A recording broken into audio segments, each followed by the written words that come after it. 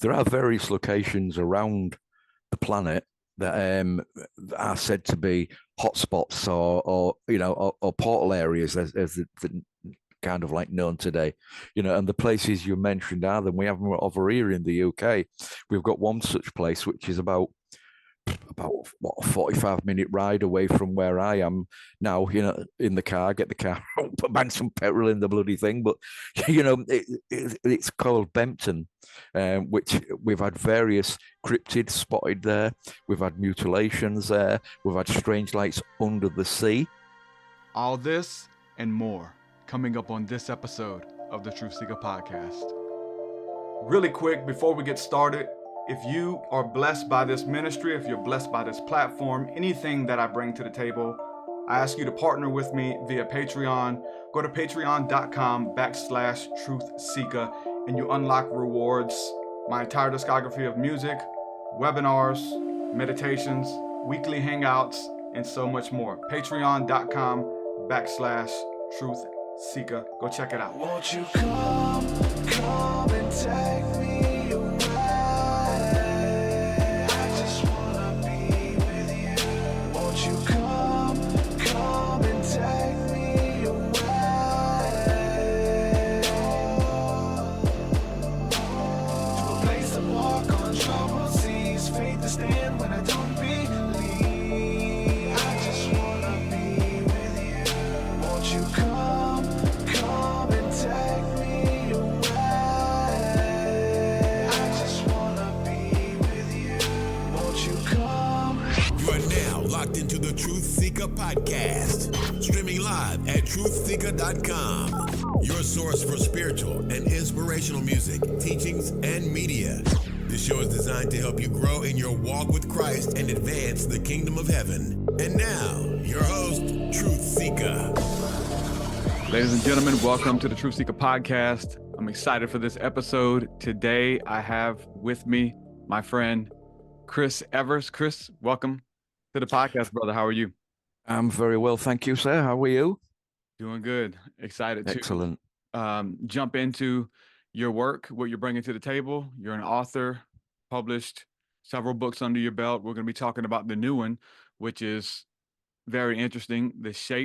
Talking about the shape of things to come, the shapes of UFOs and the different categories, and really just diving down that rabbit hole of what people have been reporting to see.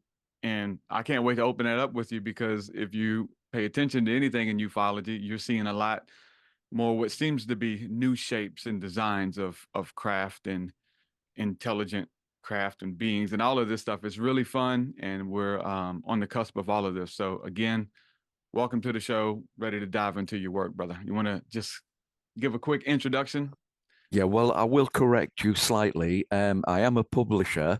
I do produce my own PDF-based e-zine magazine, if you want to call it that, which does go out every 2 months, and I'm slowly but surely approaching issue number 50, which will be in June this year.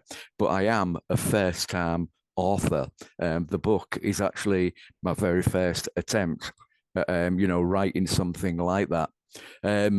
My own involvement with the subject of UFOs, if we want to be a little bit old-fashioned and call them UFOs, or why not flying saucers if we want to go back in time, my own involvement with that began in 1974 when I had a strange sighting myself.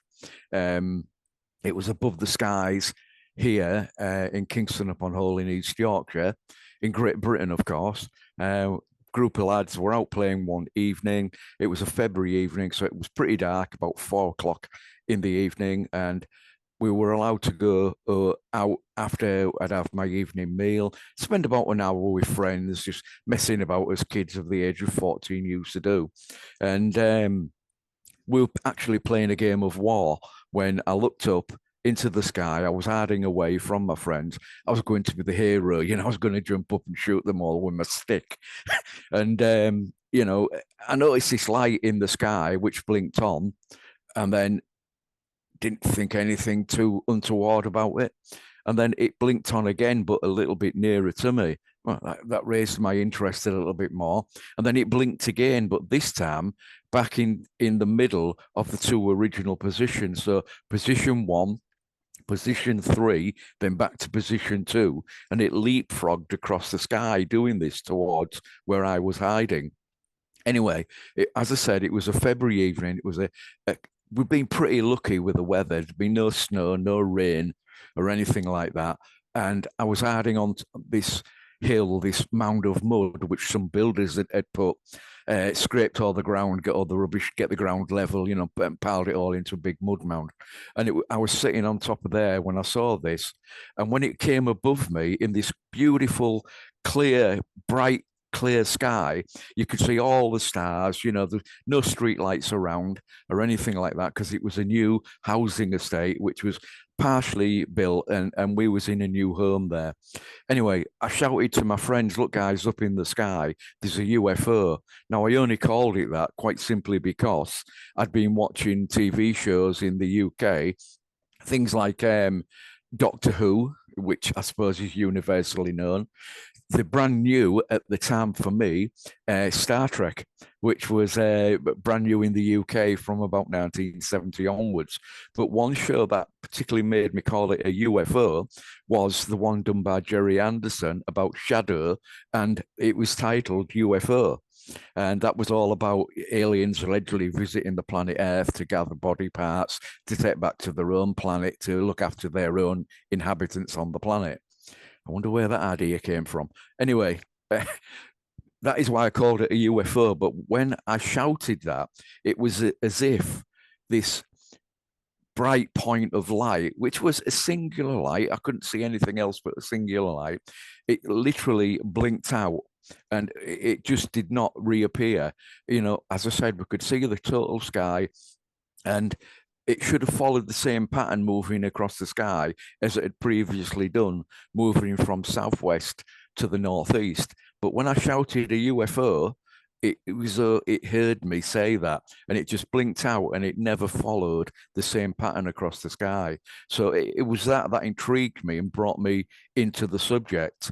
I mean, back in those days, it's 50 years ago this year, the only information that was around was the occasional book by a British author, or the books from people like Major Donald Kehoe, ex-US Marine Corps, who was quite high in the 1950s, 1960s with NICAP, as you will probably remember. Excuse me. And so I started reading, looking for answers to what I'd seen. And unfortunately, 50 years down the line, I'm still looking for that answer to exactly what it was that I experienced that night. Wow. How old were you again when this happened? I was 14. 14. Well, I was 14 in the April. So I was nearly 14. I was 13 and a couple of months, and being a 14-year-old lad, who do you go to? Where do you get information? Who do you report it to? I mean, yes, we could go to the police, but then again, it would probably be logged and just hidden away somewhere in a drawer and completely forgotten about. So I basically kept it for myself and investigated and found out what information I could by reading books and looking for an answer to what I'd seen and what I'd experienced that particular evening. So I think I find it very interesting that when you acknowledged it, it was just trying to get your attention. Oh, he saw me. Good. Mhm. That's all we needed to do. He's young, impressionable. This is going to stick with him forever, to ask the deep questions and ponder, and maybe he'll go research. Maybe he'll get the books. We appeared to many other people, they don't think twice about it. This one here may start asking deeper questions, and you did. Did you feel like, or do you feel like, that there was like a continued contact or connection with thoughts or No, those epiphanies that come to you while you're researching and all this kind of stuff? Like you're being yeah, no actual contact. I had another experience in the mid 1990s, which I will explain for you in a second. But there must have been something there. First of all, for this thing in the sky, which was quite high up, to actually have heard me say, "Look, a UFO." and shout that to my friends. It's like there was a connection there. Like it had, I don't know if it could read my mind or it had some kind of audio listening device that could pick up sound, but there was something there. And I had this same conversation with a good friend of mine by the name of Philip Anthony Kinsella, who's he's quite well known, in the UFO field, and he's released several books as well. And we kind of agree that there must have been some kind of connection there. Now, my second experience came back in the mid 1990s. By this time, I'd already been involved in the subject quite a number of years, reading information, trying to get information from a publication by the name of UFO magazine, which was around the UK version, of course, which was around back in the 1990s until the early 2000s and published by Graham Birdsall and his brother Mark Birdsall. Anyway, 1997, that a group of us were running the Hull UFO Society. Hull is the shortened version of the town that we live in. It's Kingston up on Hull, and the Hull is actually a river. But anyway, we're down at the back of the British Aerospace Factory, which is on the north bank of the River Humber, which actually isn't a river, it's an estuary, but that's a different story altogether. And we're sat there, we're doing a sky watch. There were three of us, and we're on a public footpath, but it was like 10 o'clock at night, pitch black. So all the security guards for the British Aerospace Factory were watching us, especially when we got our cameras out and our handheld cameras and video cameras and so on, because this was back in the days of video and nothing digital or anything like that. It was film images or a video camera. Anyway, we sat there. And we thought, right, we've been here 2 hours, nothing's happening. Let's move further up into the hills around the city. Anyway, we put all the camera gear away and packed everything up. And we're just about to leave when, lo and behold, down the opposite bank, away from where we were positioned, there was a hill, and down the hill came a white, I'll call it an orb, for the want of a better description. This white orb came down the hill.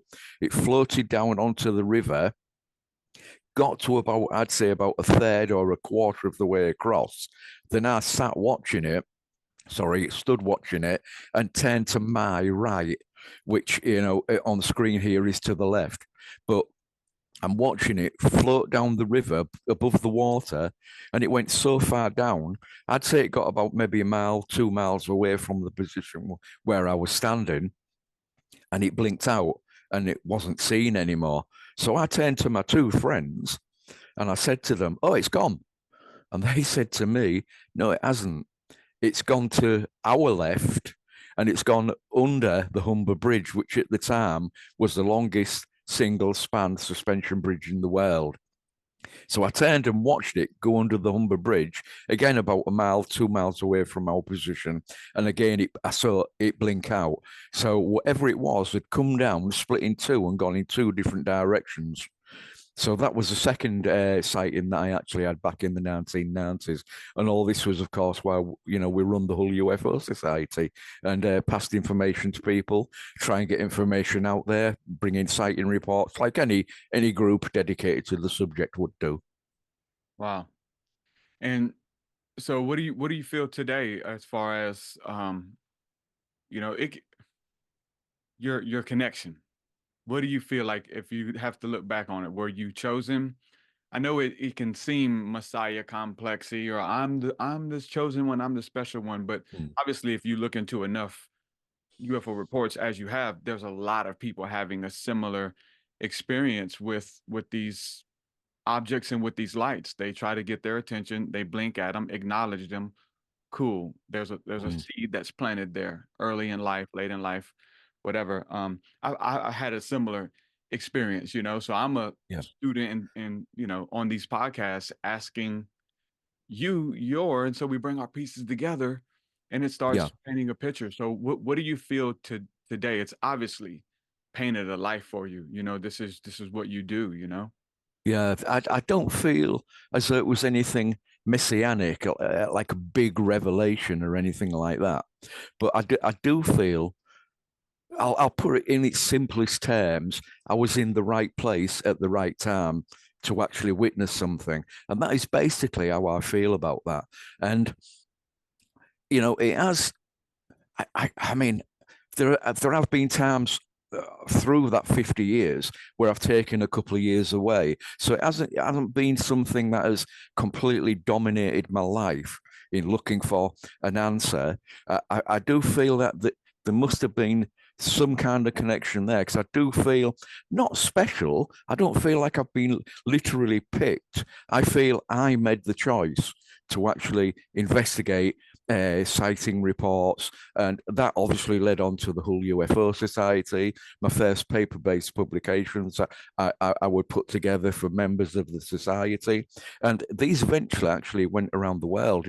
I used to have subscribers to the paper-based publications in Japan, in Germany, in France, in Argentina, and the United States of America. So there have always been. I just feel that was maybe my choice. I feel it was my choice to do that, but perhaps, I don't know, perhaps they can read what's going to happen in the future. Who knows? Perhaps that was some kind of hidden destiny that I had. I don't know. I can't really answer that. Yeah. I do find it interesting how we can look at these types of encounters and experiences, whether UFOs, supernatural, paranormal, and when there's a group of people there, and how it affects each person differently who saw the same thing. So I'm just reminiscent of your friends who were with you who saw Yeah. it as well. Like, what did they go on to do, even after you've been telling them, about this UFO stuff, and you have a print and all of this, that you're working to get the information out, and then there's the proof, like there's the thing. Like, did it change the course of their life, or they're just like, that was strange, we don't know what it was, and keep going? Versus The you're like, oh no, it one happened again. And it just, I'm always intrigued by that, because I have those experiences either. I can't quit thinking about them. Yeah. But other people with me, they're like, I haven't talked about it since. I'm like, Well, I wrote a book about the subject. I'm interviewing people, telling my story across the world. This affected me differently. yeah. There were two people there with me on that second occasion, back in I think it was 96 or 97. I can't remember the exact year now. One was Amanda, a lady by the name of Amanda, who'd been claiming some kind of deeper connection and the occasional visitation by something, which, I mean, I'm going back 30 years ago. I can't remember exactly what she said, but that was she claimed, of something that she'd been witnessing for quite some time around that time period. And I haven't actually spoken to Amanda since 1998, 1999. And the gentleman that was involved at the time was also interested in the subject. That's why obviously we set up the group, and his name was Jason, and I've not actually spoken to Jason since about the same time period, to be quite honest. And what they went on to do, and how they got involved with whatever else they did, I couldn't really say. Although I can say Amanda actually set up another UFO group in the town of Scunthorpe, which is about 30 miles away from where I'm sat right now. So whether or not she moved across there or stayed in the Kingston upon Hull area, I cannot really say, to be quite honest. So obviously it made an impact, and obviously you've gotten the word out. You've done everything possible, and still are doing it possible to get the word out, just to bring awareness and scratch your own itch, right? This curiosity that you have in trying to find answers, which many people who would listen to a show like this, they've had maybe a similar experience that they can't explain. So where does the work go to get involved with starting to categorize the different shapes and types of craft, to maybe, okay, maybe this isn't just one phenomena that's going on, because different colored lights, different shape of craft, and all of these different, like, where does the fatuation and come from that, and where do you begin in starting with categorizing them Yeah. I mean, with the Well, popular ones, we know those couple, but we know it gets very strange very fast, right? yeah, it does. Yeah. As I mentioned a moment ago, I spent a couple of years away from the subject. You know, what I did when I came back to the subject, which was round about the middle of 2015, I suddenly I thought, well, I'm a little bit old fashioned. One interviewer recently called me an old school ufologist, whatever that means. But anyway, I realized, it was quite a bit of time since I'd updated my knowledge of the ongoing situation. I still refer to them as flying saucers or UFOs. I didn't realize at the time, it's more predominant now, that they're named UAPs, of course. So anyway, I thought, well, I'm going to have to do something to read up and get as much more modern knowledge as I possibly could do to make myself aware of the sightings that have happened, make myself aware of what people are claiming nowadays. And so what I did is I started just reading up reports, buying new books. And a good friend of mine by the name of Philip Mantle, he's an author, as people probably know, and he's also a publisher with Flying Disc Press. So once I set the magazine up, he would kindly send me books to review, for the publication. So those all helped with gaining the head knowledge and making myself more aware of things that were occurring today.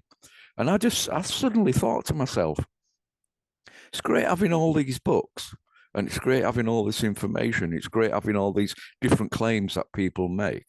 But why are there so many different sightings of different shaped UFOs? So I started just basically gathering them together. And that is all that I did. And I kind of wrote the book. It was more of not a dictionary, that's the wrong word, but maybe an encyclopedia of the different type of sightings that have been around. For example, in the book, I start with one that I could never have witnessed, which happened in the year 312 AD, which is a cross-shaped flying object, which was seen by the gentleman. I'll call him a gentleman because I'm being kind, but he was a Roman emperor by the name of Constantine, who obviously went on to set up the Christian church, the Catholic church in ancient Rome. And he claimed he'd had a vision in a night where he'd had an announcement given to him that if he fought the next battle, I think using a cross with a certain words or something on a banner, that Christ or the Christians would be with him. So I think he was using that as a kind of excuse to solidify his hold over the ancient Roman Empire. And whether or not he actually saw what he claimed was a flying cross at the Battle of, I think it was the Malvine or the Malvine Bridge, something like that, in ancient Rome. Obviously, we can never prove that or disprove it, but it was those kind of things, and I went forward in time and I found a story from Japan of an ancient priest who was actually going to be beheaded for, I think he'd upset the emperor of Japan in some way, and he was going to be beheaded. It was, pretty sure it was a daylight ceremony where he was going to be killed, basically. But when this was about to take place, a round silver-colored moon-shaped object, so obviously we're talking circle-shaped here, or maybe even crescent-shaped, who knows, because the actual shape is not described, it's just described as a moon-shaped object, was seen in the air skies in Japan when he was about to be beheaded. And I bet he was grateful because they let him go after they'd all seen that, But, I found stories like that. So we have either a circle or a crescent shaped like the moon kind of sighting. And then we come forward to 1947. Kenneth Arnold, he had two different shaped sightings, one which was crescent shaped. I suppose, the other one, which we could say was perhaps batwing shaped, with a kind of like angle at the middle at the back of the object, going out to like two wings, and obviously it came forward in a semicircle shape. So he had two different sightings, which he said, well, it was like a pie dish, It moved as though it was thrown across water, which, as we know, some enthusiastic member of the media at the time described it as a flying saucer because of how it had been described to him by Kenneth Arnold. So eventually, I just thought, well, there's all these different shapes. We come forward, we get egg-shaped. Lonnie Zamora, the sighting over there in the US, that he had in the desert, that was described as egg-shaped. So all this information I just gradually put together, and I thought, well, I'm going to write the book as it's like refreshing my own mind. And at the end of the day, there's nothing wrong with refreshing knowledge that we have because, well, with a book, it doesn't matter to me if you've been involved in the subject 3 weeks or you've been involved in the subject 30 years. There's no harm in taking a read through a publication like, The Shape of Things to Come From Elsewhere and just refresh the knowledge that you have on the subject. There's no harm with that, with anybody doing that whatsoever. Yeah, those have become, some of the common shapes that people see. What's one of the weirdest ones that you've categorized in your book? Let's say that. There are 2 sightings actually, which they're described as oblong or square shaped. The first one was over the English Channel, which, as you're probably aware, it's a body of water. It's about 310 miles long. It runs from kind of like Dover in the south of England all the way through to the Cornwall area of the United Kingdom, about 310 miles in length. Its shortest distance between France and England, it's 21 miles, and its furthest distance, I think it's something like 210 miles, which, is where our Channel Islands are, in the English Channel there, which just north of France. Anyway, this device was described as an oblong-shaped device which was seen hovering over the English Channel. And now, please forgive me because I always get these dates mixed up. I don't remember if this one was 2022 or 2019, but it'll be relevant in a moment. This device was seen and pictured quite a distance away from the person who spotted it and captured an image. It's actually in the book. Now, either it's something small, quite close to the camera, or it's something extremely large, a fair distance away from the camera. Now, if it's something extremely large, what kind of propulsion system is holding it in place above the English Channel? What kind of power unit does it have? And as far as I remember, there was no noise coming from it whatsoever.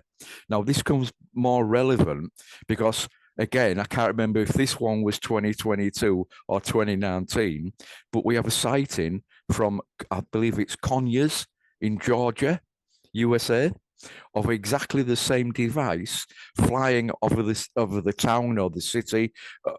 Forgive me, I'm not knowledgeable enough to know if it's a town or a city, but it was the same device floating over this place in Georgia, USA. Again, it was stationary, and what kind of propulsion unit again was provided to this device, to make it hang there just in the sky. Now, if it's a solid, let's say, nuts and bolts craft, if they both were, what kind of technology have we got if it was man-made that put this thing and held it in station in the sky, so many hundreds of feet up in the sky, But if it's not man-made, where the hell is it coming from? Because we've got a gap of 3 years between both those sightings, where whatever it is has either gone somewhere else or it's been flown across the Atlantic, and it now resides in America. So what is it? What kind of device is it?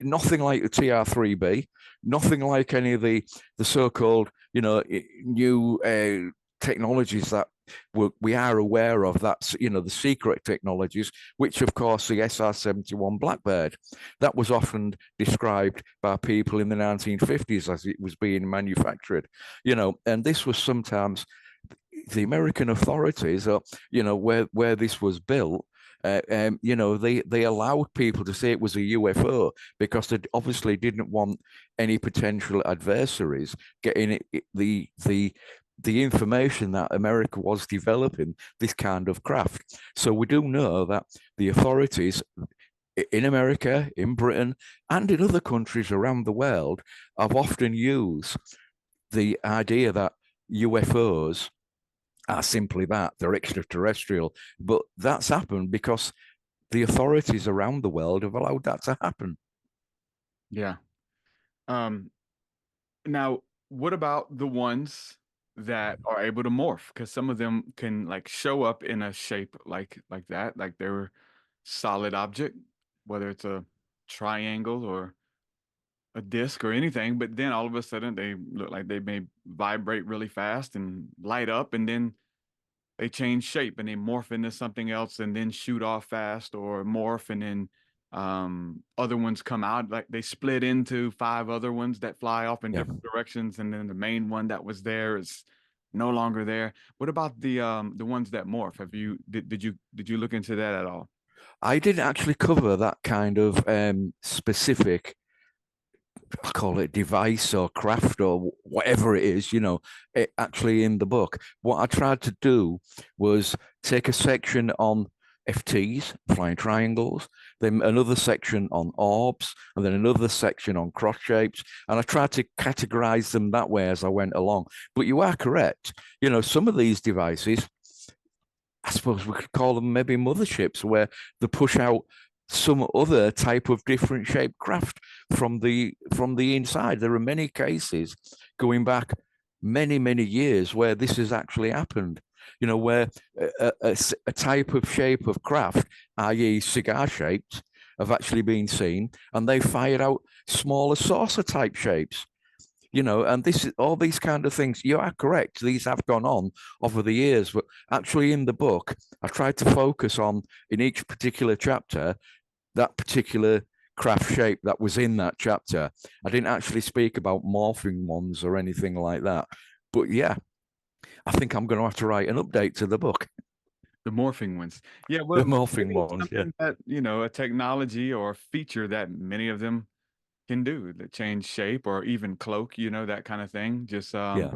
blend in, wrap light around it, but then what happens? Traveling at the speed of light, traveling faster than that. You do see a lot of that. Let me get your thoughts on this, and if you know anything earlier, because I've heard that it was mentioned. But what is your take? Did you cover the jellyfish UFOs? I know that's really popular right now in the news because there was some footage released of this kind of clunky, look like a machine or something, flying around in Afghanistan over a military base. What's your thoughts on that video, and have you done any research on those types of craft?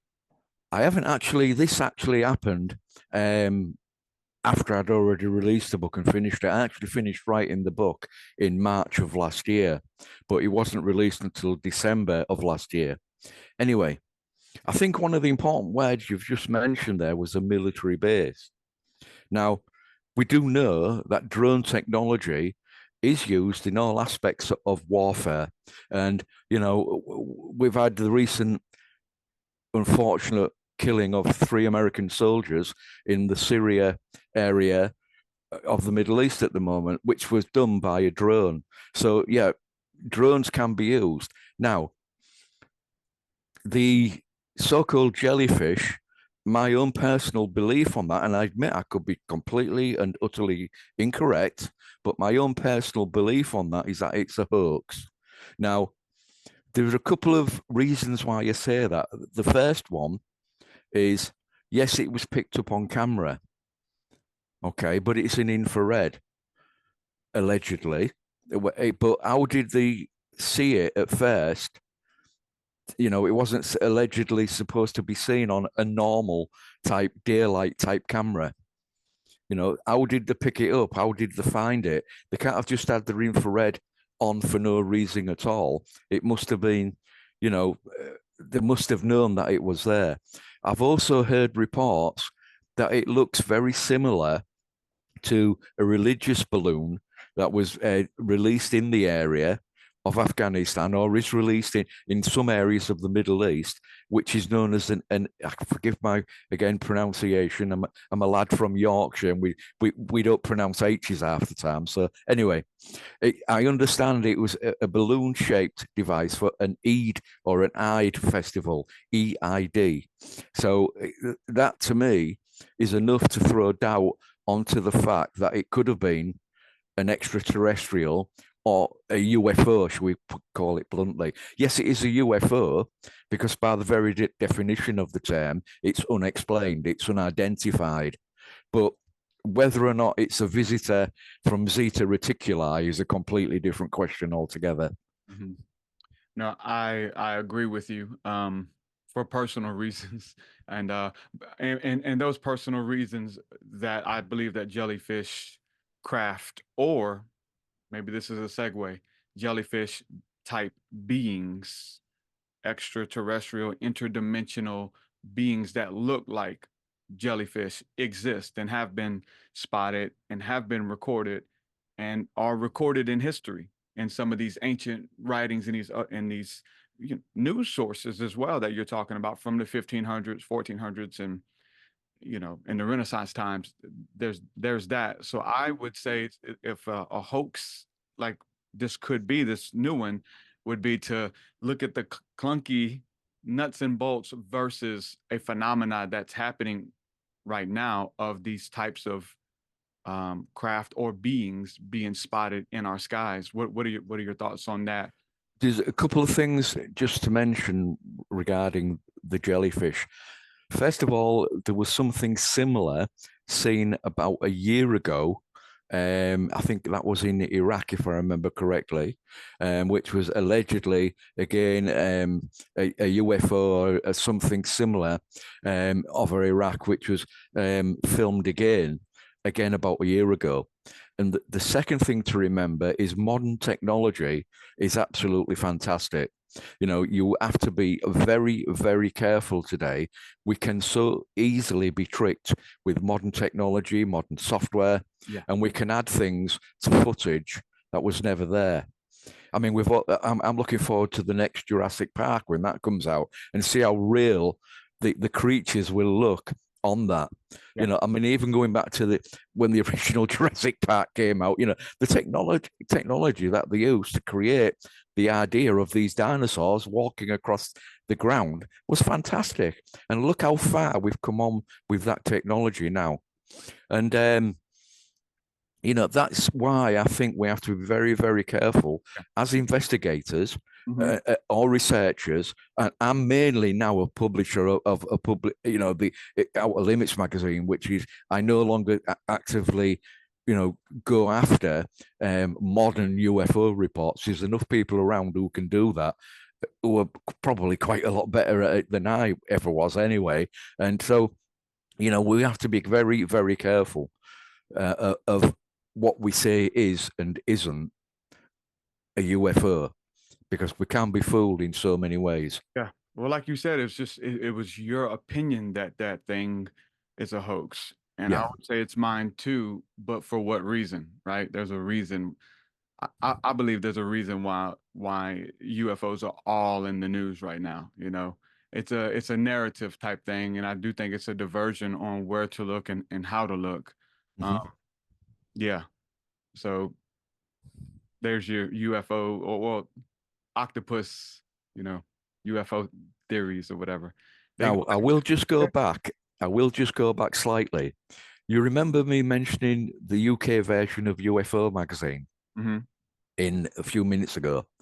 Back in the mid-1990s, there was a report in there of what they described as a jellyfish-like creature, thing, if you want to call it that kind of lives in the Earth's atmosphere or somewhere around the Earth. And that was mentioned. I distinctly remember that, reading about that back in the late 1990s. So you're completely correct. These kind of things have been seen over the decades, over millennia, So, there is definitely something weird, something crazy going on. Yeah, even with the craft and stuff. So I would liken to a living vessel. There's that theory that many of these types of craft or objects, whether they be metallic and can solidify or put on armor or something like that, right? Mm. Which is interesting. Many of them look like they're alive, changing shape, fluidity, you know, doubling themselves and coming back together and intelligent. And now it's almost like it's communicating with you telepathically and stuff.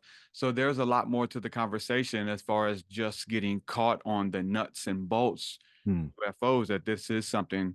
I mean, I think there's a reason why it ties into religion and spirituality, right? Because it's a spiritual experience to see such an object, Yeah, how do don't forget. you seeing it as well? Yeah, I mean, precisely. I mean, don't forget that to some, ufology is a religion. Yeah. It has replaced modern Christianity or Islam or Judaism or Baha'i or whatever. There's a lot of people who view it. There is a zealot about UFOs as some religious people are about their religion. So you are correct. There are some religious takes to the subject, but all I would ask for is for people, you know, uh, to provide some kind of evidence that can be investigated and looked at.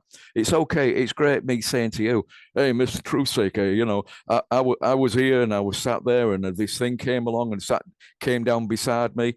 But you would say to me, well, what proof have you got? And that is all I ask, is that people, if they can, gather some kind of proof, some evidential proof, that we can investigate and that we can investigate and give correct answers to. Because as UFO investigators, all we do is investigate the report. We don't investigate the actual landing of a craft or the abduction of an individual. We investigate reports. Yeah. I'm gonna soon. I don't even know if it's on my computer, but I have personal footage of the jellyfish type craft. That was taken on Christmas Day, 2023, and I haven't released it yet. I'm kind of embarrassed of the footage because it's not the best. Well, Yeah, let's be honest. If something like that is happening in front of you, let's be totally honest. I mean, if it was happening in front of me, the last thing I would do was get my telephone, my mobile phone, my cell phone, as Americans call them, out of my pocket and film whatever it was directly in front of me. And if I did do that, the next thing I wouldn't do was check my camera settings, because these things are so fleeting when they do happen, Yeah. that we want to watch them with our own eyes. So I always say, for me as an individual, the best evidence I have of my sightings, the two, 74 and 97, are my eyes. It's the evidence I saw with my own eyes. That cannot be taken away from me. So at the end of the day, I don't have to prove anything to anybody, and neither do you. It's your evidence for your sighting. Sure. Yeah, yeah, and I'm with you. Just because of the technology and what we have, and that being seen, I don't know the implications of releasing it. Again, it's not the best footage, so it would still. To be honest with you, my daughter thought it was balloons with a string hanging down. Which is what Yeah. the jellyfish UFOs were said to look like. And I find it interesting that, my personal sighting with that on Christmas, I didn't film. I told my wife, grab your phone. Let me look. But yeah, there was about 8 of them. Yeah. And the first 2 came and like low during the day, probably 1 p.m. And one was blinking blue and the other one was blinking white, and they were Yeah. both flying, and they had something hanging down that were far enough away to say, well, maybe it's a balloon flying, and that thing is that thing hanging down is a string. Yeah. Definitely looked Yeah. like it could be, But do you think you'd really see with your own naked eyes? I mean, I don't know how high up in the sky this was, but do you really think you'd see a string on a tether, on a balloon that far away up in the sky? Because I don't think you would. I think you'd lose sight of that after it went so far up. And don't forget, we had many, many reports from Mexico back in the 1990s and early 2000s of what some people said were UFOs, but others described them as balloons. And these would fly in formation, 10, 20, 30 of them in a formation across the skies of a Mexico City, and people would film them as well. I know one good Mexican ufologist by the name of Jaime Musan, who used to put them on his TV show because he said there were UFOs, But again, it's your own personal observation that nobody can take away from you. If it's a UFO, you didn't know what it was, then it is a UFO until it becomes explained. Sorry. Mm-hmm. And, I like the skeptic approach, and obviously you do too. If you're a truth seeker, right? You want to get to the bottom. So it's to explore everything that it could be, and maybe that's what religion's doing. Maybe that's what we're all doing. What could it be? And what does our minds have the ability to comprehend? And that varies from civilization to civilization, from person to person with your religion. Absolutely. Bringing, I come from the Christian background, and because ufology is such a popular thing now, and it's something that, I've been into for a while, the majority of Christians will say that it's a demonic, like a blanket statement of these entities are coming here and they're not good, and they're demons mentioned of in the Holy Bible and in any other holy book. Have you had any resistance, or do you have an opinion either way of what is good or bad things that are coming here, allowing themselves to be seen and sometimes filmed? I personally, I don't tend to have a mega opinion because I'm too busy bringing information in from all different aspects of the phenomena to actually put in the next upcoming magazine. So I don't particularly have an opinion. But regarding religion, if, these so-called Christians were, it's demonic, well, ask them for proof of demons.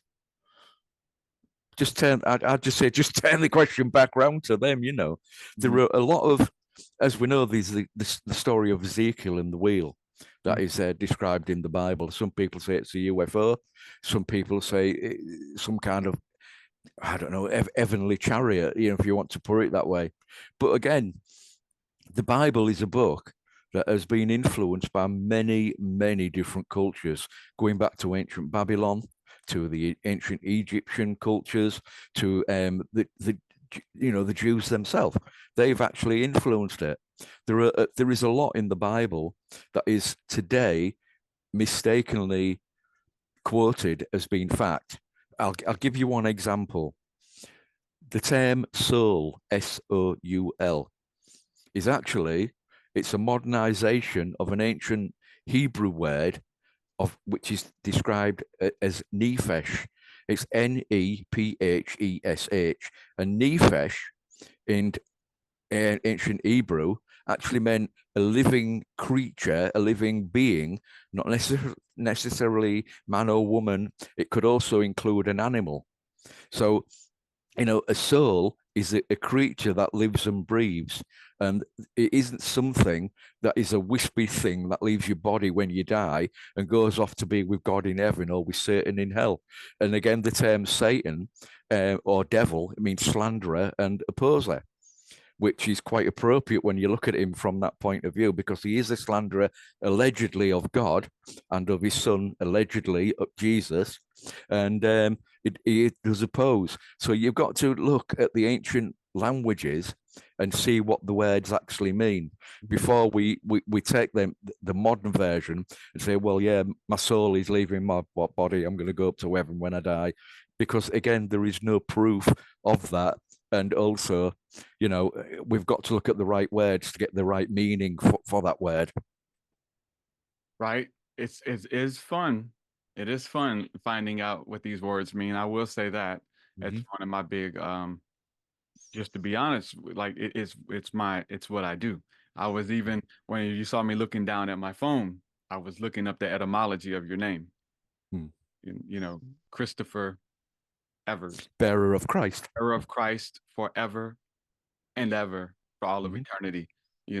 So Yep. yeah, I'm a word guy myself, and chariot, vehicle, Merkaba, all of those words. Going back to the ancient times of what they meant, and my God, is it a world within a world that we're speaking things that have Well, celestial meaning, which is one of the fun ones. Our yeah. common everyday words were like celestial, asteroids, stars falling, comets, Yeah. all of that stuff. I love it. I'm obsessed with it. I'll give you another couple of more words to look up. Look up the word cross, i.e., in the biblical sense, as the alleged Son of God was supposed to be hung up on that. Mhm. And look up the word stauros, Stauros, which I think is an ancient Greek word. So have a look at them, because they don't actually mean a cross-shaped device in the common use of the word. The term stauros means like a pearl. And it's, if you look at the ancient Christian Greek scriptures, stauros is described as what Jesus was hung on. So it's a single upright pearl. So have a read of that. And there are modern scriptures in many modern variations of the Bible that describe Jesus being hung on a pearl or on a tree. Right. And it's the So words or the key, because there's concordance, not concordance, but there's like keys on how to interpret the different things as far yeah, with something literal, something spiritual, something allegorical, all in there at the same time. The yeah, chariot word has always been fun, the word Merkaba, and yeah, it just means a vehicle, but to some it's a horse-drawn vehicle, and to others, yeah, horse is not an animal, but power and force yeah, and sound versus an actual nefesh, yeah. You're so right. People. I wish there were more people who actually did that. Instead of just going along to the fundamental Christian meeting, and then coming out and basically knocking everybody else because they don't do it their way. I do agree in one thing that Jesus is alleged to have said, and that is, "Do unto others as you would have them do to you." And if everybody in the world did that, the world would be a much better place than it is right now. Mm-hmm. For sure, for sure. Um, let me share this with you for a second here. So this is one. This I didn't film this. I just want to show you this. I thought it was a pretty cool one. This Mm-hmm. is from someone who is a listener to the podcast, and they sent me this video, and I thought it was pretty neat. So, can you see that? Yep, I can see. It's like a white triangle shaped item in the middle of, I would imagine it's a telephone screen, a mobile telephone screen. Yeah. Okay. So I wanted to show it to you. I got this the other day. I thought it was pretty neat. It's like a diamond shaped. Yeah, it does look like by its movement that it's in a cloud formation of some description, and now it's changed shape. But Could be focus. it could be better focus, and it does look a little bit pixelated here and there with like the white, the grey type movement that gets going on around it. Now, my first question would be, where was this filmed? And that looks like a tree coming up in the bottom that you're showing there. So it's clearly an outside light source. But what were the weather conditions? Is it a light on a street lamp or something like that? That we can see through mist or fog or something like that. I'm not saying it is, but these are questions that should be asked. Yeah. Where is it? What time of day was it? What direction was it taken in? These are all those kind of questions that we need looking at. But it is an interesting piece of footage. Yeah, it's And what almost you've got to like be, I will say though, what you've got to be careful of doing when you're filming these things is you do need to get some other details in there as well. Yeah. So we can judge the actual size of the object.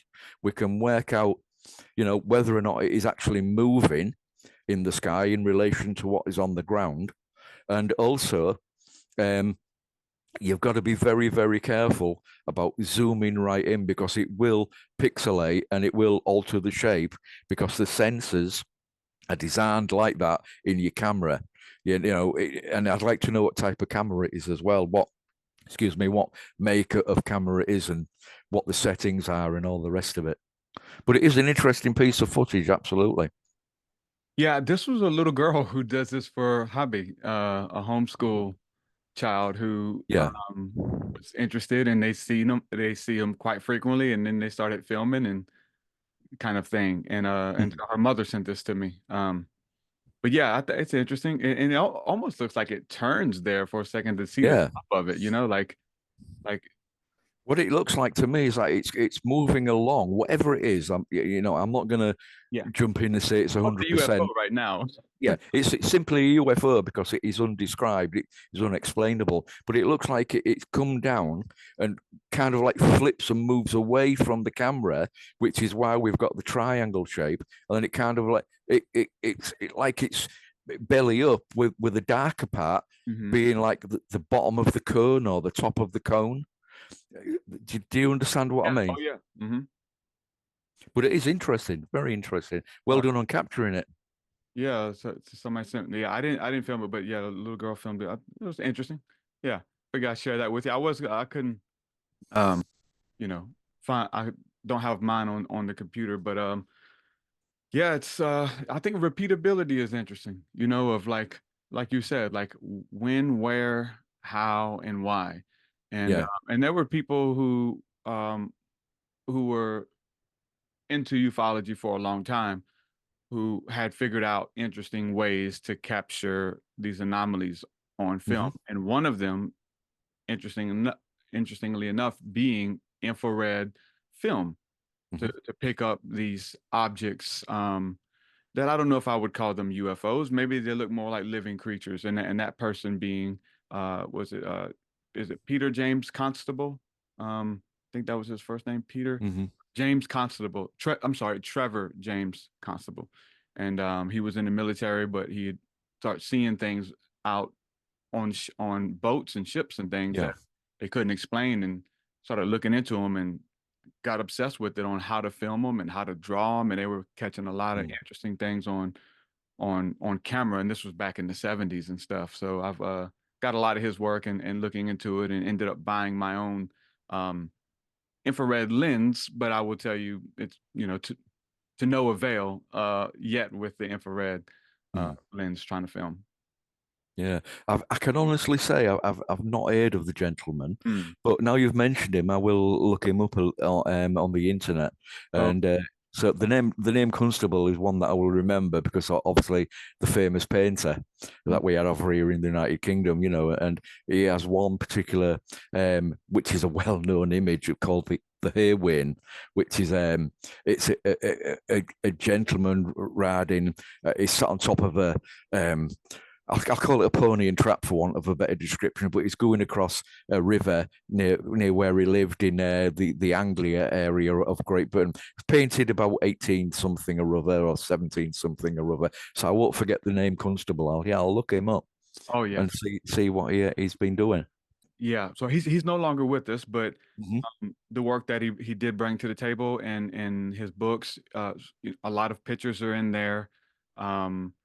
And let's not forget that back in the day, as you mentioned, the 70s, those times it was harder to fake or hoax, UFO sightings, because there wasn't the technology around. I mean, I could go down to my local store and pick up, the latest piece of software for £100, which is round about what, $70. Yeah. Something like that anyway. And it's anybody can sit at home, as long as you've got the technical know-how, or you read the instructions correctly, you can make anything that you want. Yeah, it is strange, and there's a lot of that going around, the hoax stuff, but that's going to be, I mean, that's always been there too.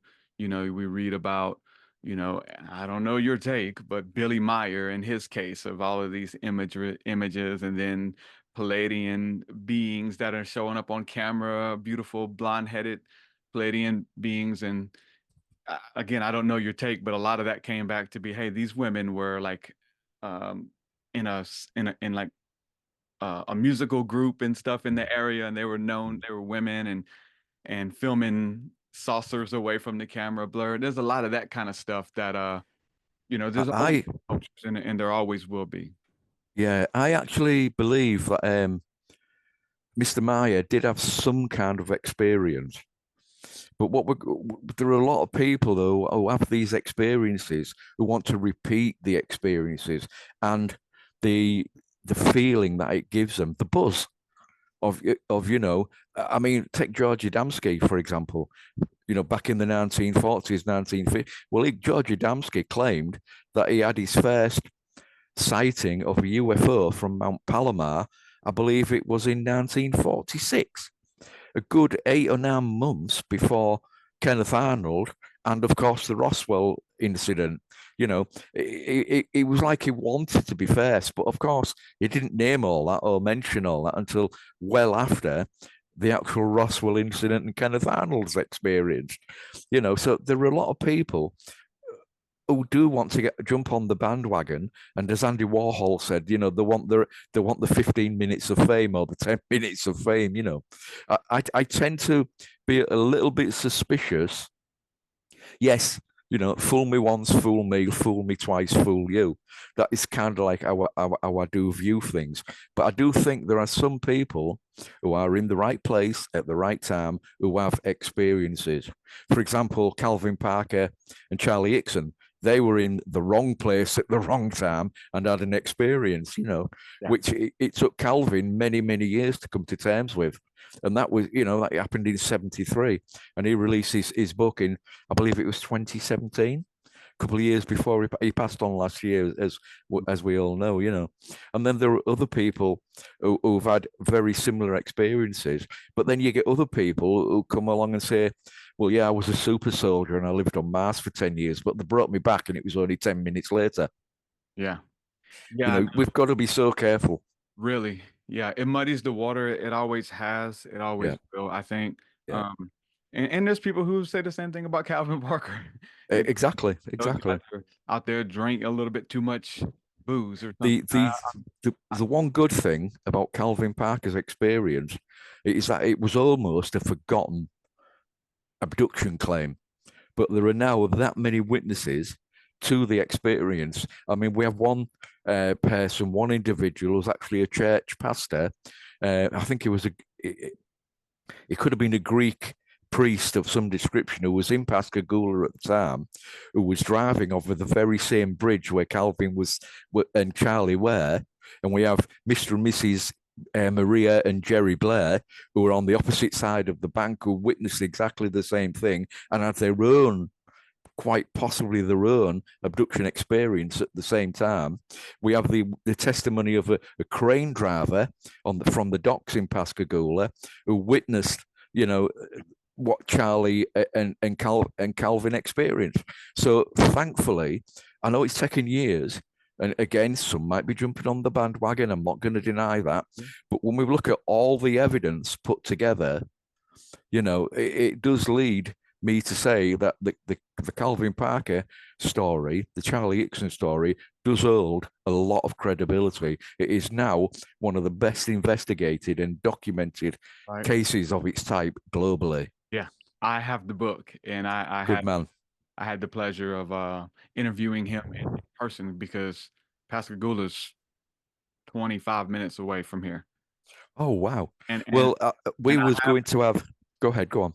I have had the privilege of using that same spot as one of my you know, going out Brilliant. stargazing Yeah, brilliant.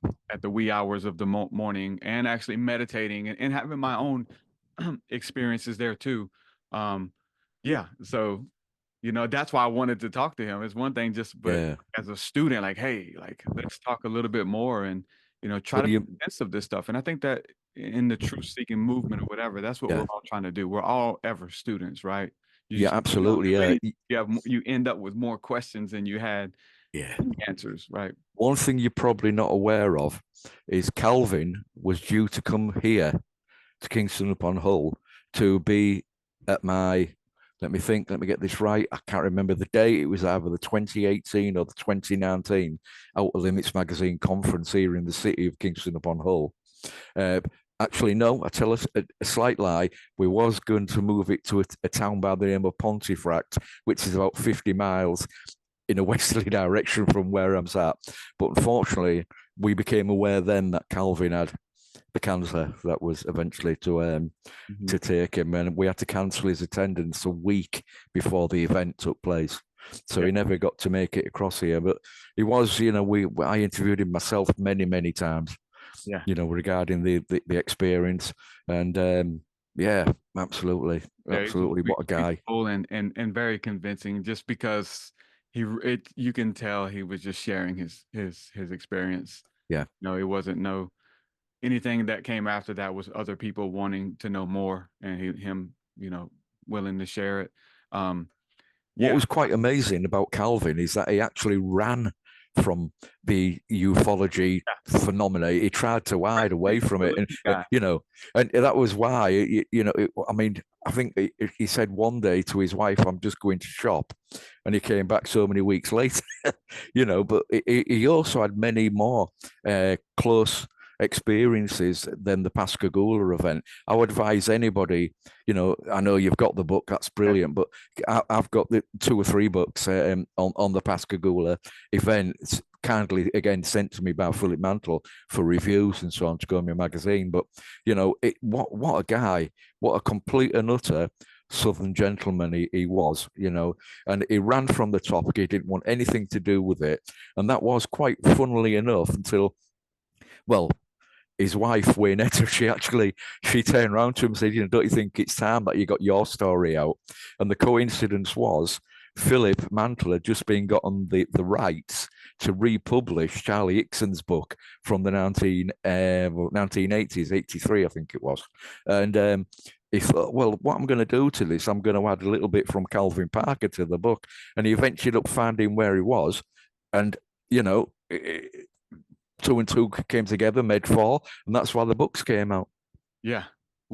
I'm in between 2 really big spots there, because I'm actually in Mobile, Alabama at the port city. Yeah. And we have Pascagoula, which is 25 minutes away. And then about an hour away, about 50 minutes, we have Pensacola, Florida, or right. Gulf Breeze, Florida, which are 2 hotbeds for classic, amazing sightings that were documented in the newspapers even. And so I've been able to, go and visit those sacred sites, kind of thing. So it leads to, maybe some kind of question about Pascagoula, about just this area or any area where there seems to be heightened activity. There's also naval bases in airports, at both spots. So there's that. Could it be some type of portal that's open, some type of window into another world, or that they can travel back and forth, and we just happen to be at the wrong or right place at the right time, Yeah. There are various locations around the planet that are said to be hotspots or portal areas as the kind of like known today, and the places you mentioned are them. We have them over here in the UK. We've got one such place which is about what, a 45-minute ride away from where I am now, in the car, get the car, bang some petrol in the bloody thing. But, it's called Bempton, which we've had various cryptids spotted there. We've had mutilations there. We've had strange lights under the sea. you know, that have been witnessed there. And Bempton is actually, it's a nature reserve owned by the RSPB, Royal Society for the Protection of Birds here in the United Kingdom. And the cliffs there are about 300 foot tall. And it's a straight drop down and you hit the North Sea, you know. So it's not somebody not dropping down into the water, especially at like 1 o'clock in the morning when I witnessed a strange light in the sea there. You know, it's just too dangerous and too rocky to go out with that and too close to the cliff edge to actually do anything stupid like that. But yeah, there are plenty of hotspot areas. We've got 2 or 3 in the Yorkshire area, you know, how they are actually the great theories again, you know, like I say, somebody called me an old-fashioned, old-school ufologist because I tend to think a little bit, well, what kind of propulsion system would they need to get here that would enable them to do these things? And why has this area got a so-called hotspot? Why has this area got a so-called portal? Why is it different to any other area?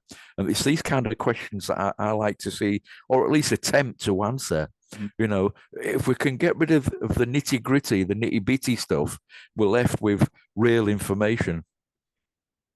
Yeah, which could be why they allow themselves to be seen. That's one thing too. If like they obviously have the technology for you not to see anything and to cloak themselves in the sunlight and in clouds or whatever, but to allow you to see something. And when it comes to this propulsion system, like you're talking about, then it gets into people's pockets. Let's say that really important, really powerful people's pockets when you're talking about the ability exists and has always existed, and certain people have always known about that we have free energy, free resources, everything. Water, you can manifest water out of thin air.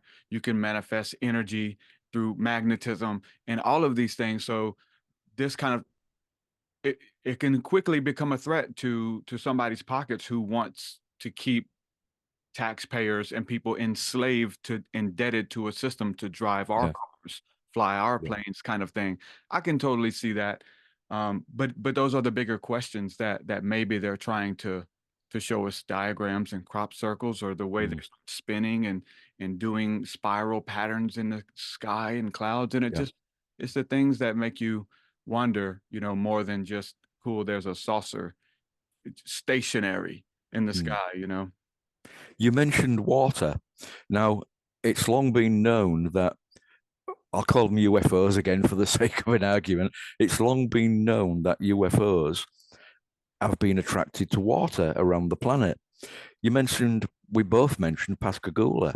Was you aware that approximately 3 weeks after the Calvin Parker incident, November the 3rd, I think it was, 1973, that a family had gone out in their boat to do some fishing I think it was to the southwest of the Pascagoula area. I think there may be mudflats there of some description, which are covered by water, around about 6 to 12 feet deep. I believe the water is in that area at a particular time of day. They've gone out there to do some fishing, and they saw something which they described as bright white, that was glowing under the water, not that far off. I think it was about maybe 15 to 20 miles southwest of Pascagoula.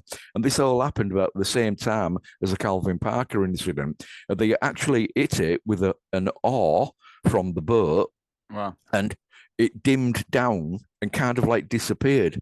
But at the same time it did that, it moved away from where the people were in the boat until the people in the boat kind of like rode the way back up to it and carried on collecting the fishing equipment, the nets and so on. And they would hit it again. And the Coast Guard were actually sent out to investigate it. And they did exactly the same thing, hit it with an oar, and it did exactly the same. It just dimmed and disappeared until eventually it disappeared altogether. So, what was that in the water? That these guys are seeing. Mhm. Strange. Yeah, it is.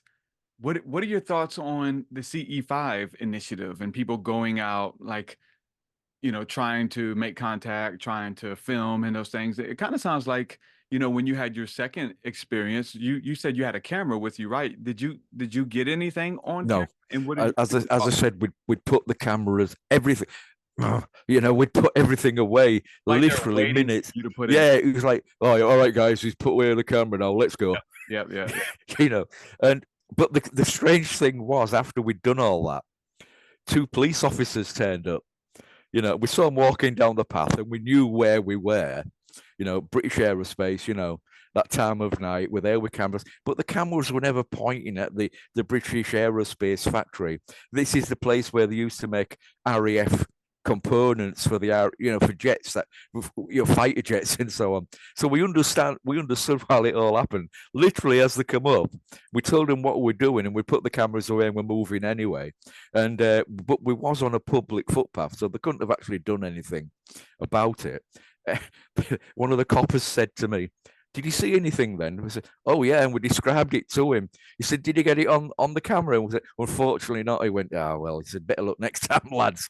So, that was quite funny when he said that. And yeah, it's a lot of people do tend to get these sightings. And regarding the CE5 initiative, again, we've got to be careful. Yes, something is happening, something is going on, but there are a lot of people out there, and I won't mention names because that wouldn't be fair to mention anybody's names. They're not here to defend themselves, and but there are a lot of people out there who I think will hoax such activities as the CE5 initiative. In fact, I believe there's one going on this very evening in the United Kingdom over near Warrington, which is a town close to Liverpool in Lancashire. There's one going on this evening, a CE5, where they're going to try and get something to come through. Now, why these people? Why do some people have these experiences and others can follow the subject? We can read all the books, we can write books, and we can have nothing ever happen to us. We can never see a particular incident.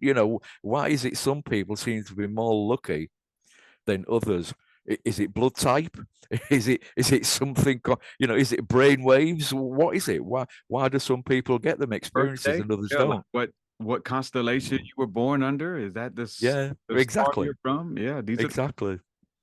So, well, I'm Aries. So, is that lucky or is that not lucky? I don't know, but I've been diabetic nearly 50 years. So there you go.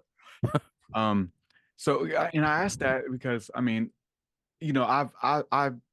I do it, and it's just asking. It's as simple as going out and asking, and maybe we'll see something, maybe not. It is Russian roulette because you don't know. Like But that would suggest that if you're going out and verbally asking for something, that they have some kind of device, some kind of thing, for want of a better word, that can pick up your request. Yeah. Or does it mean that the cloaked and they follow you around 24/7 to see what you're doing, and they're waiting for you to ask for it? There's all these questions that need answering. Yeah. No, but it's repeatability, I think, and how do we do it without hoaxing it? I was going to tie that into the hoaxer thing where you have, and it goes with anything of success or marriage. It really ties in anything. A lot of people can start something or have that spur of the moment thing that comes, inspiration, but you can lose the inspiration. You can lose fervency. How do you keep it? Like you talking about the 15 minutes. You had your 15 minutes. I wasn't ready for it to be over. Well, it's done. And then it moves into what muddies the water would be someone who had a genuine experience, a genuine encounter, and then moves into deception to try to repeat the things, which undoes really the first encounter. I look at people when spiritual and occult phenomena, just the words of Madame Helena Blavatsky, who brought so much interesting literature to the US and all of these crazy experiences, but just a little bit of research shows that at the end of her career she was caught hoaxing seances and things like that, and planting letters and stuff like that. So, it's to ask, was any of these true by this lady who's got a lot of stuff she brought to the table that's amazing. So I don't think any of us can say either way, but it's those things to want to repeat it maybe this right way that however you experienced it was probably the perfect concoction to continue it. So like why change it? Like why try to manipulate and now grab a cell phone or something like that? I don't know. But there's that comes to the table. Yeah. The I mean, that's if I was undergoing a strange experience, for want of a better word, honestly, the last thing I would think of doing, and I am a professional cameraman, photographer, which I did for quite a number of years. I did it for at least the last 10 years, before I became my wife's carer. And, so I was paid for going out and doing weddings, etc. So I know how to use a camera, but the last thing I would think of doing would be picking up a camera if something crazy was going on in front of me. I'd want to take it all in. I wouldn't want to miss a second of it, because I don't know why, but when we look away from whatever it is that we're seeing, that seems to me that that connection is cut. It goes, it disappears, it ends.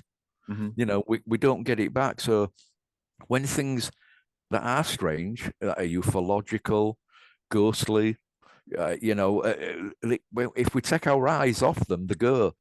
Now, does that say it's only in your head and you've changed the viewpoint, as it were? Or does it say that they know that they've fooled you long enough now and you're getting interested, so we're going to disappear now, But yeah, it's a crazy business we're involved in. Yeah, I've heard and experienced kind of like both sides. I think at first it was a genuine like awe and wonder, which is still there, don't get me wrong. But anytime I got to grab my phone, it's over. You had 17 seconds to see this, and you spent 13 of them going to get your phone. Yeah. So you got, 4 seconds of, wow, what is that? Yeah. Hold on, let me go get the phone. And then you come back and there was times where I got my phone, but the phones in 2009 or whatever, they weren't, you're not picking up anything like, 5 a.m. by the stars. It's just, so you kind of like, okay, I always looked at it as a kiss and tell kind of thing. Like, hey, we got something cool to show you. And the first thing you want to do is look what I got, go and tell everybody thing. So there's that. But I will say this. I've kind of, I don't want to say graduated. I've gotten to the point to where like I've gotten better with filming and I know to start filming and then go back and analyze footage kind of thing too. So the moment you don't have the cell phone on you ready to go and you got to go get it, it's over. I mean, and like you said, it is so strange breaking concentration to literally 7 seconds of looking away of even a cloud formation that has been there for 7 minutes. Yep. The 7 seconds you're gone, it's gone. And that is a very strange phenomena with attention and, being able to hold something in our view with our energy of awareness. I don't know how it works or if it even works that way, but it's worth experimenting. What about when you've had your experiences? Do you notice a change in I'll say the atmosphere, but by that I mean sound, the quality maybe of the air around you? Do you notice anything like that changes, or for example, if I don't know if it's early in the morning, say 5 a.m. spring or summer, and you're out there, for example, you went to Pascagoula, I don't know what time of day it was or anything, but did you notice like maybe the birds stopped singing, or you couldn't hear any normal noise or anything like that around you? Yeah, I was. So we do this every day. This is what we do, Yeah. me and my wife's doing it with me now. First time, I've been doing this for years, but just I guess it was day before yesterday, just in the sun and enjoying and asking and Don't say sun to me. All we've got here in England right now is cloud and rain, and we've got snow from tomorrow, I think. Wow. So I'm jealous. Yeah, you missed it when it's gone. Just obviously, right? But yeah, just in a moment, because there's an appreciation so there's feelings that come with it now, like you're saying, like not, and you pay attention to it. How do you feel? Awe and childlike wonder, chills, goosebumps, expectancy, all like really good feelings that I think they can measure. I really do. But yeah, as far as the wind changing for a second, or the wind stops blowing and everything becomes still for a second, I do pay attention to that little stuff, and I did 2 days ago as me and my wife were out just gazing during the day and catching little things on camera. Yeah. Birds that are really high up, flying in the clouds, and there is something that Jesus talked about, like the like in- interacting with this invisible kingdom like a child. Mm. The kingdom is invisible. It's hidden from adults because they're too serious. And it's this thing of with this energy of awe and wonder. And you didn't call it what it is. You don't know what to call it. I don't know. It's just a weird light. And there's an excitement there. That is an energy that I think they feed off of. But I also think there's other ones that could feed off of fearful energy too. Yeah. Let's say that, and Calvin Parker may have encountered those. Yeah. What a fascinating subject. I could talk to you for another hour about that. I'm taking notes. That's what I was doing before we jumped on this call, and what I'll be doing after. And going through various ancient holy books and reading their thoughts. What you've got to remember again about holy books, this is why we must get back to the original translations. I've got a copy of the Greek, the Christian scriptures, the New Testament, if you want to call it that. But I've got it written in the original Greek with the English next to it, following it down. So you can compare words as you go along and find out, the true meaning, what the actual meanings were in English. Yeah. But it makes it, you do laugh sometimes. So, for example, in Greek, sometimes it could say Jesus did this, or in English it could be worded as, this Jesus did. So you've got to be very careful about, getting the right meaning of words. Yeah, and it's it's not, you can't go word for word as we think it does. Yeah. Word for 17 words, because there's more. These words meant a lot more in all the ancient languages. Yeah, like English, absolutely. is a compilation of all of them. But here's how I don't know if this comes into focus, but that's how I read the Bible with my wife. It's a strong. Yeah, got that. And just after every word, 1 Corinthians 16:6, sorry. Yeah, after every word, there's a number, and it's kind of hard because there's numbers everywhere, but your mind learns. It's like, hey, that word, let's figure out what this name means. Who is Paul? What does Paul mean? Is there anything celestial? Paul, who was Saul.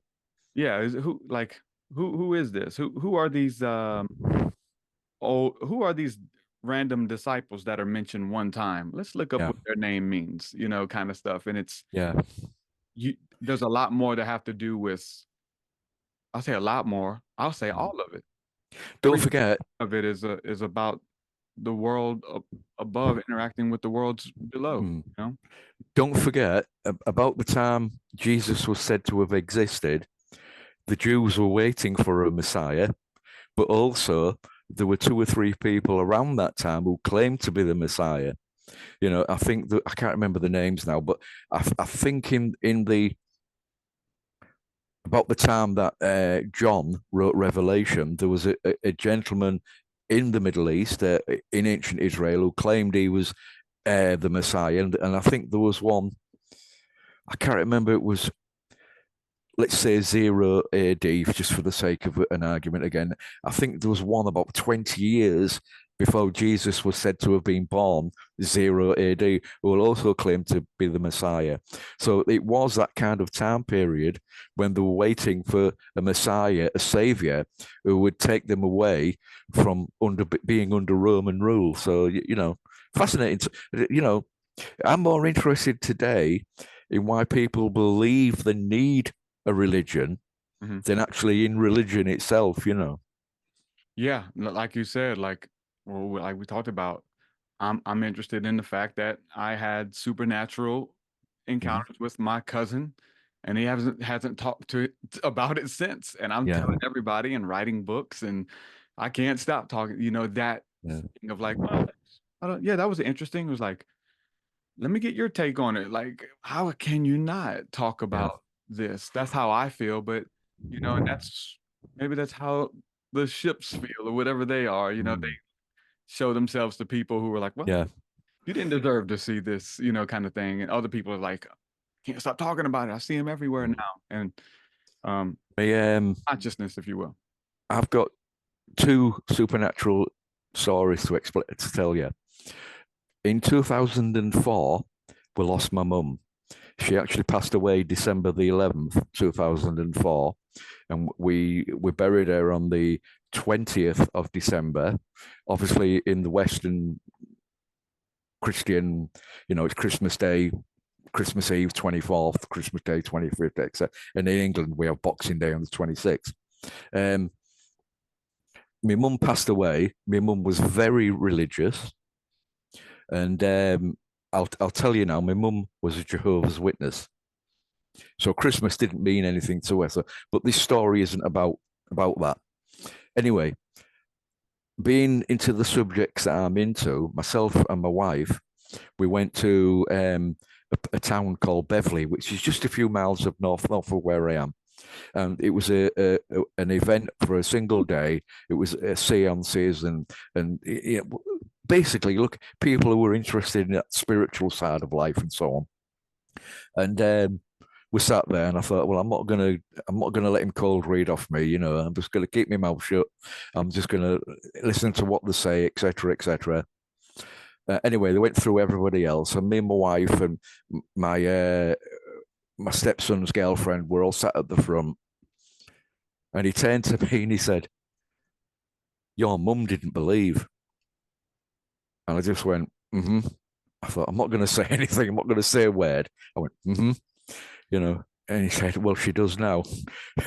And I went to him afterwards and explained to him that my mum was a Jehovah's Witness and what you're doing right now would be extremely frowned upon, you know.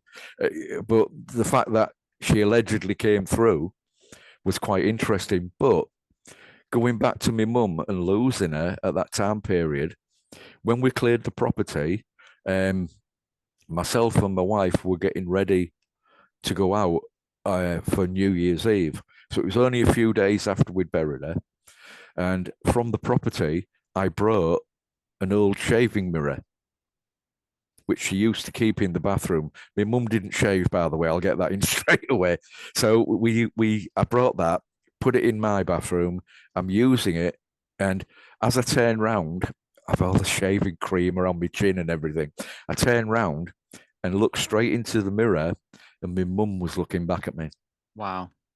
So, you know, where do they come from? How did that happen? You know, completely amazing, because I've always been one that doesn't believe in life after death. I've always believed that once you end, you end. You stop breathing, so therefore you end, which is why I mentioned the word nephesh earlier on, because I now know what that means. It's a living, breathing creature, a living, breathing person. So yeah, it's interesting, completely interesting topic. Yeah, it's fun. Of words. The funnest part for me is the words that we think we know what they mean. And soul is definitely one, right? For sure. But then it's like, okay, what is a soul and what is a spirit? Well, maybe two of them are inside of a body. Maybe one is animalistic, maybe one is more sophisticated and more spiritual from above, you know.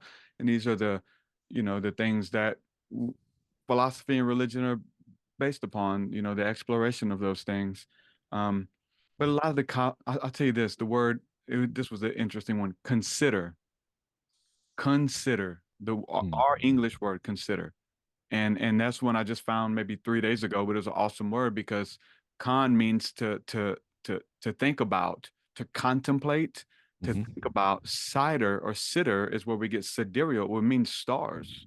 One who contemplates the stars or the orbit of the planets. Have you considered this? Do you consider what's going to happen?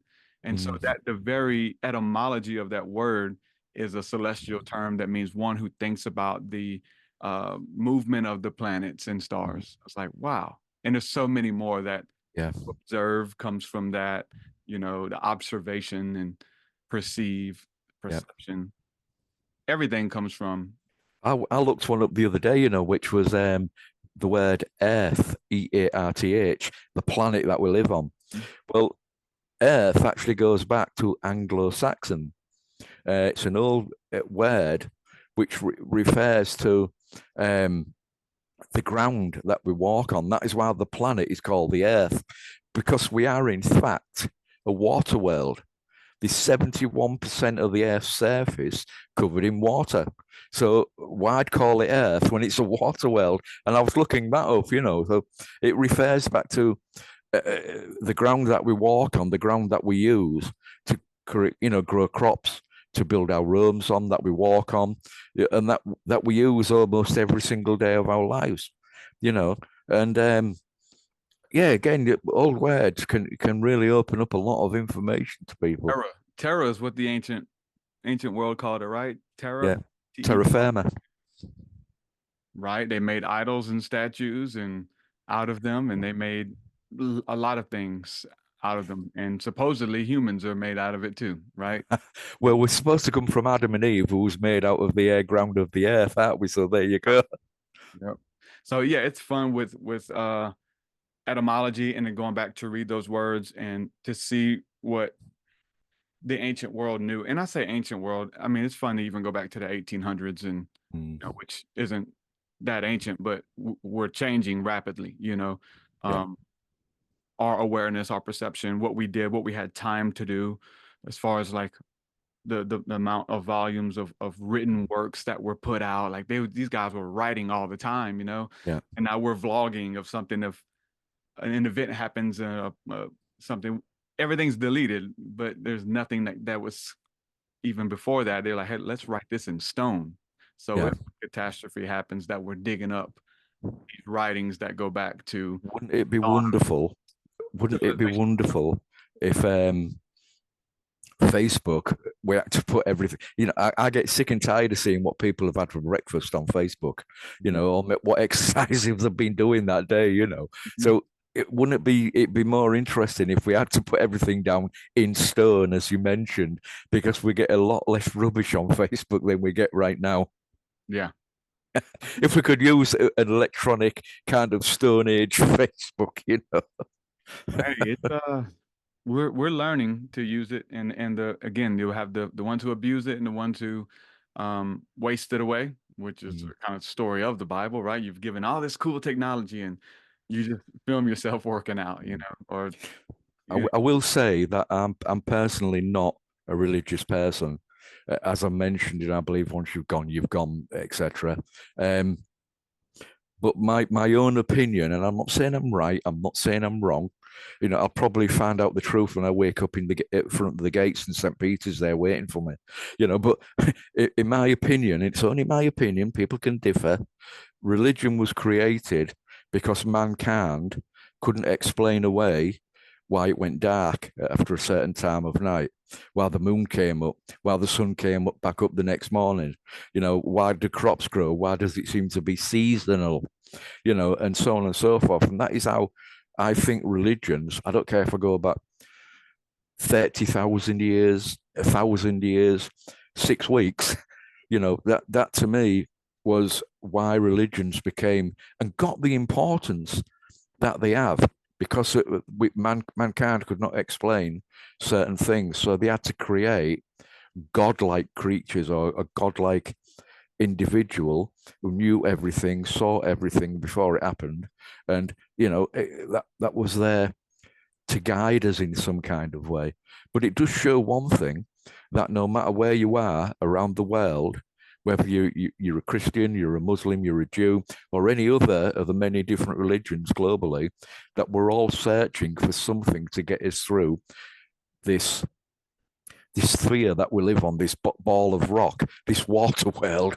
We're all looking through for something to get us through the day-to-day mess that we've created.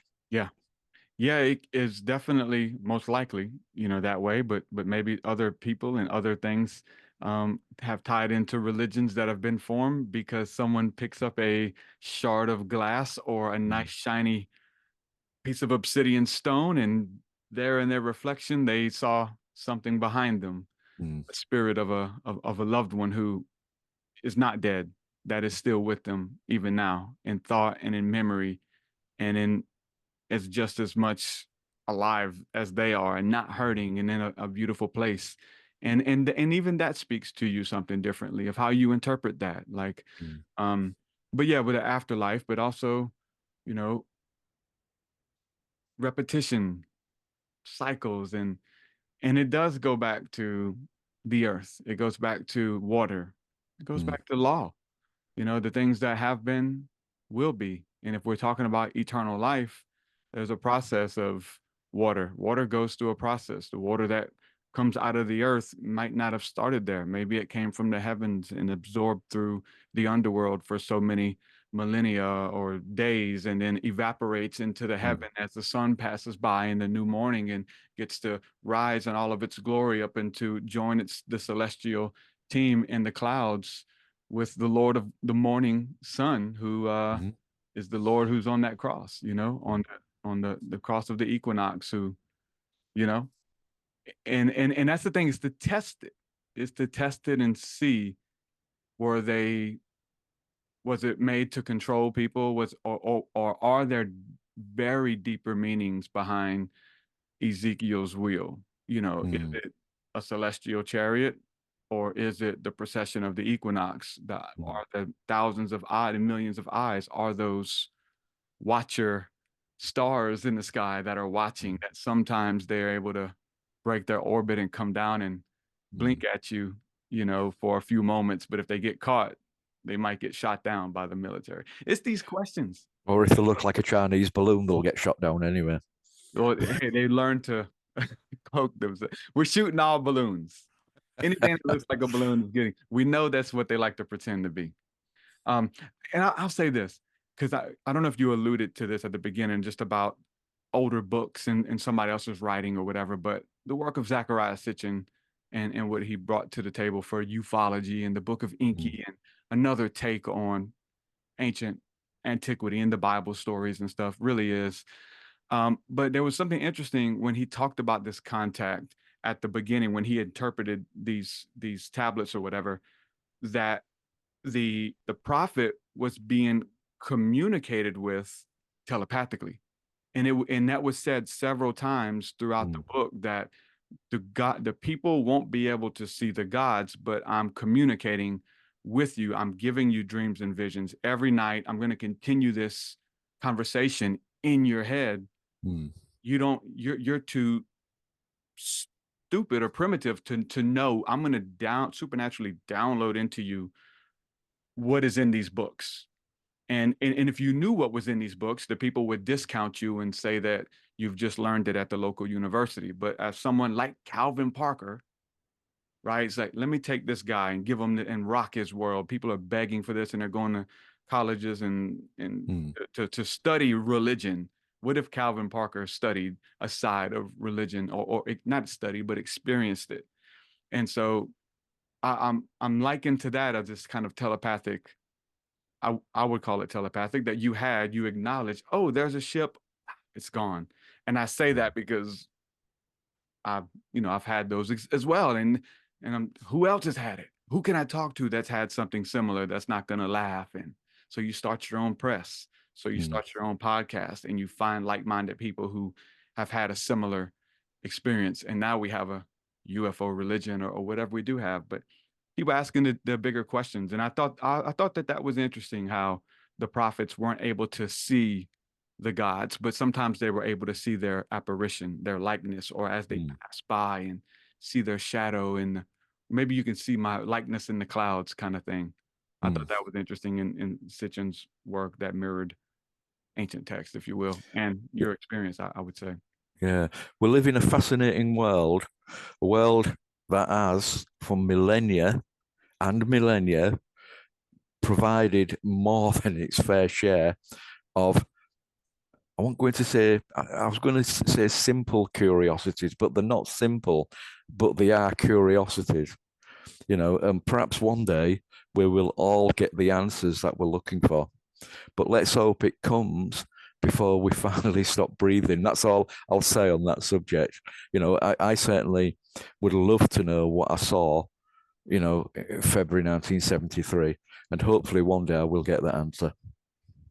And I want to end with this, because this is why I went down that path for you, or for us and for the audience, is the fact that, and even tied into CE5, I would like to know what happens when you go out under the stars or under the clouds, wherever you are, and feel the energy of how it felt when you first saw it, and the excitement and the curiosity, which it's still there, but to go out and see if you can repeat it and say, hey, can I see you again for old time's sake? Can I? And that you would go and to just try it, to tie into the CE5. I tried to get Calvin to do that, but obviously his experience was pretty traumatic. Like, I don't know if I want to do that, because his was definitely different. But yeah, I would be curious to know if you go out under an open sky and just give it time, give it a little while, not 5 minutes, but maybe 20 minutes, maybe. Well, I will say before we close, I do go out on regular sky watches around my local area.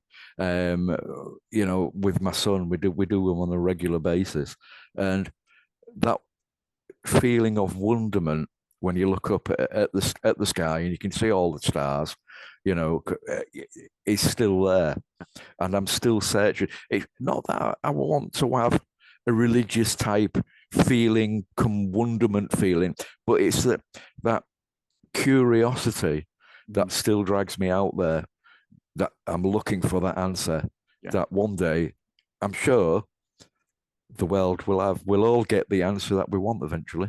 Yeah, I agree.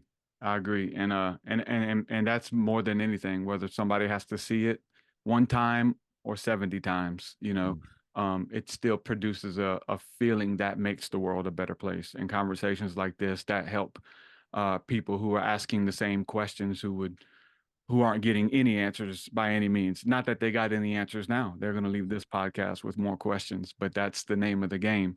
It's the childlike wonder, the awe, the pursuit of it. And it's always better than the journey anyway, because when we find out that it was Chinese weather balloons, it's like, oh man, I thought it was a being from another galaxy, or an angel from the book of Second Esdras in the Bible or something. But I have a tagline which I use on the PDF version of the magazine, and it's "Be informed." Whether that's looking for information yourself, reading information that you can trust and where it's come from, but be informed and seek out your own answer to what is going on the planet. And by the planet, I mean, are we being visited? Are we not being visited? But there is something crazy that is going on that we do not know. Nobody has got the answers for. NASA ain't got them, because they've already admitted that they didn't have enough information last year. And, the Pentagon have basically said the same.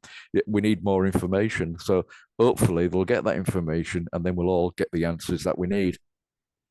Yep, I agree.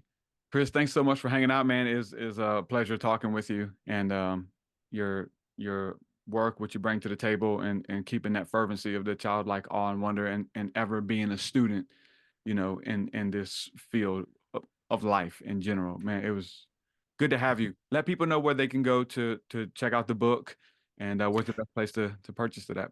Okay, they can get the book on Amazon. It's in the USA and in the UK.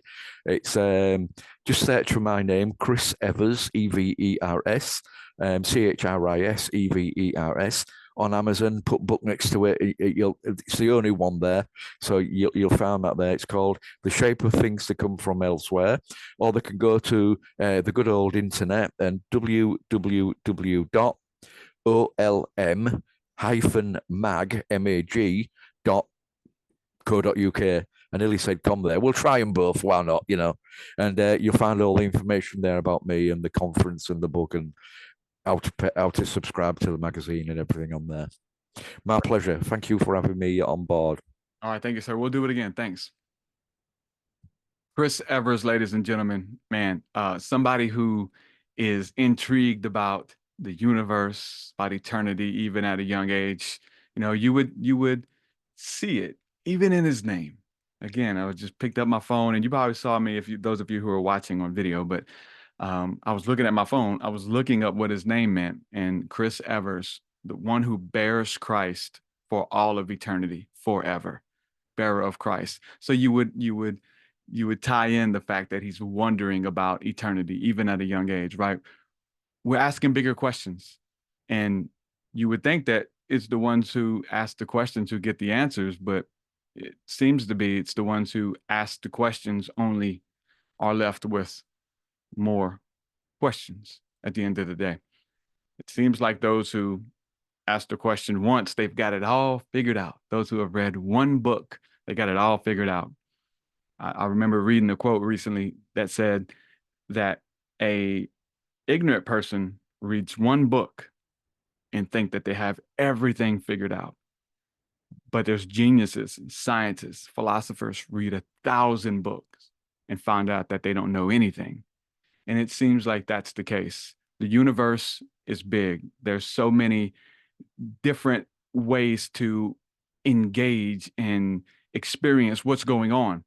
If it's weather, if it's lights in the sky, if it's balloons passing over your house and someone says, well, maybe it's a UFO. Who knows? Pick up the phone, film it, see what's up. And I encourage people to do that with all of the things that you think you know. I'm encouraging more questions because, trust me, you don't know. And I'll leave you with the words of the great Jordan Maxwell.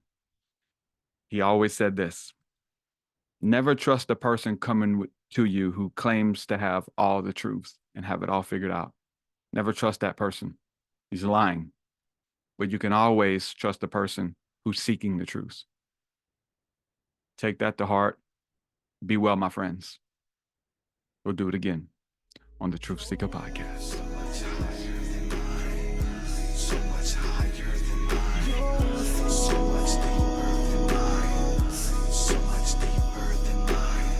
Well, that does it for this episode, folks. To hear more episodes of the TruthSeekah podcast, head over to TruthSeekah.com. And if you're wanting to support the show and get rewards, go to our Patreon page at patreon.com/TruthSeekah.